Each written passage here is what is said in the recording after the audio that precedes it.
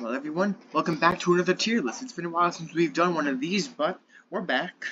Today we're going to be ranking all the Peggle Masters you have in at least Peggle 1. I know there's like one more additional one in Peggle Knights, but we won't be able to game there for a little while, so I figured I'd do a tier list anyway since I've been wanting to do a tier list. So I'll rank each of the Peggle Masters in order.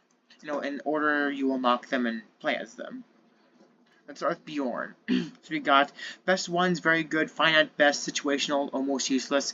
I'd say Bjorn is situational, as sure, his power does help you aim better, but at most it can just help you get long shots.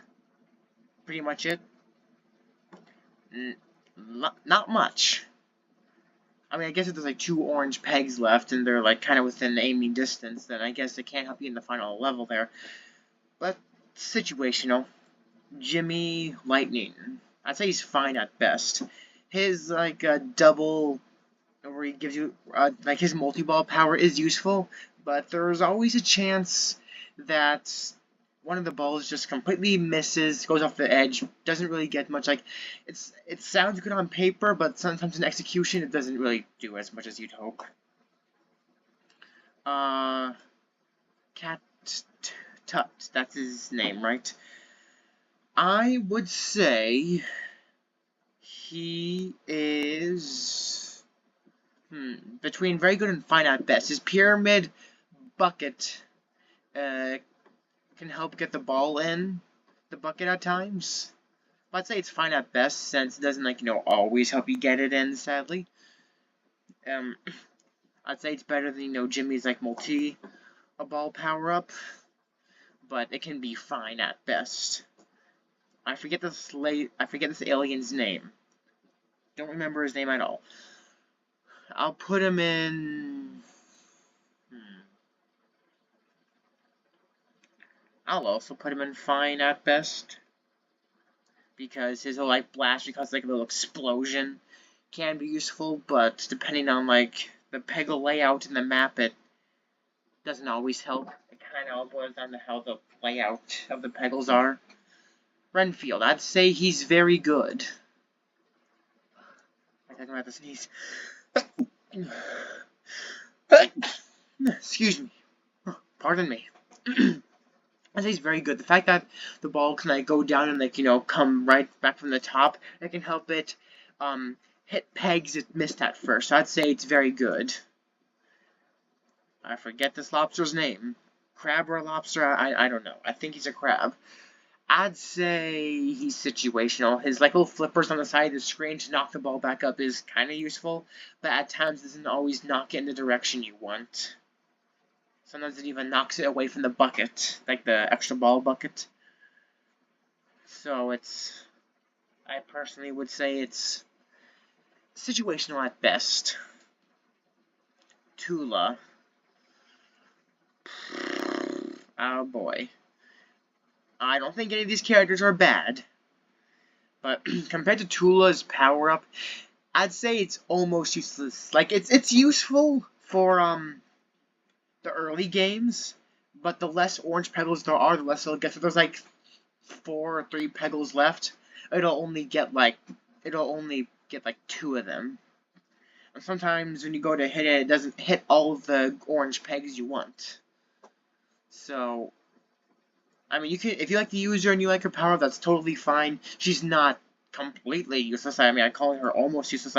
Her power-up is good when there's, more orange pegs, but, when there's less of them, her flower power-up isn't that useful, because the less orange pegs there are, the less it'll hit, the less it'll, light up and get for you. Warren. I would say he's fine at best. Mainly because, he's luck-based. It's completely random which power-up you'll get. The least useless one you can get is the high-score one, which can be useful if there's a lot of pegs around, but if there's less pegs around, if there's not very much pegs left and you get that power-up, it's not going to do much for you, trust me. And he can sometimes even, use another one of the Masters of power-ups. Sometimes he can have his own power-up called the Magic Hat, or give you an extra ball, like in your silver balls. He can, so I'd say he's probably not best. He's very luck-based, though, so it's completely random which power-up you'll get. And plus, even if you do get it, who knows if it'll even be that helpful. Like, for all we know, you could hit the green peg. There's like 3 green pegs left. You spin the wheel, and it chooses Jula's flower power, and it gets like 2 of those pegs. And, well, and if the other peg is a little difficult to get to, well, better hope that you're not low on those balls. It sounds so weird saying that. You know what I mean, okay? That's going to go into an out of context compilation. Oh my goodness me. You know what I mean. Lord Cinderbottom. I would say... Do I want to mix some of these around a bit? No, tell you what. See, I'd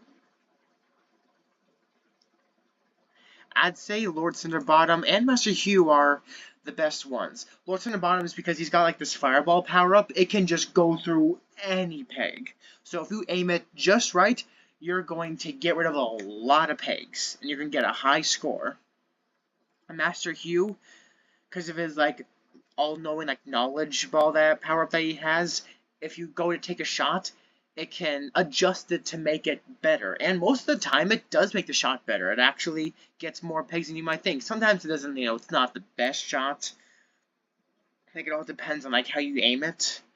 But most of the time, it tends to actually make the shot you're about to take much better. That's my opinion. Actually, don't want to change some of these around a bit.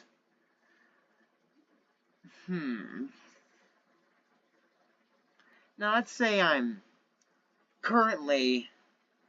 I found these. If anybody in the comments disagrees, just remember, if you disagree, politely disagree, alright? This is my opinion. It does not have to align with yours. Just like your opinion does not have to align with mine. If you disagree with any of these, that's totally fine. We all have our different playstyles and preferences. But if you feel like one of these masters if you feel like I put one of these masters in a tier that's a bit harsh, like if you think Cat Tut's Pyramid power is better, or Warren's luck-based power is a little better, feel free to tell me why you personally think it belongs like a tier lower or a tier higher. Feel free to let me know. Anyways, I'll see you all in the next one. Bye-bye, and have a nice day.